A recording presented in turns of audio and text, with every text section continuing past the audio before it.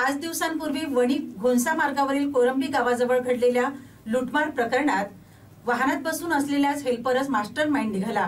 त्या प्रकरणात पोलिसांनी चौघांना बेड्या ठोकल्यात। घोणसा वणी मार्गावर कोरंबी जवळ 16 मे रोजी घडलेल्या रॉबरी प्रकरणाचा मास्टर माइंड ॲपे ऑटोमध्ये बसलेला हेल्परच निघाला। घटनेच्या वेळी वाहन चालक जितेंद्र लिंगोळे सोबत वाहनात हेल्पर म्हणून असलेला लक्ष्मण शंकर मेश्राम यांनीच कट रचून मित्राच्या मदतीने गुन्हा केल्याची पोलिसात तपास उघड झाली आहे।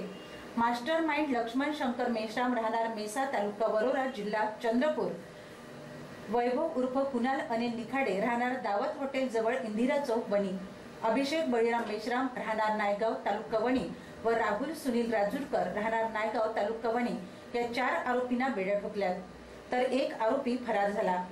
वाहन चालक जितेंद्र तुळशीराम रिंगोळे राहणार मुरधोनी तालुका वणी यांनी दिलेल्या तक्रारीवरून वणी पोलिसांनी वेगाने तपास चक्रे फिरून अवघ्या 4 दिवसात सदर आरोपींना अटक केली आहे।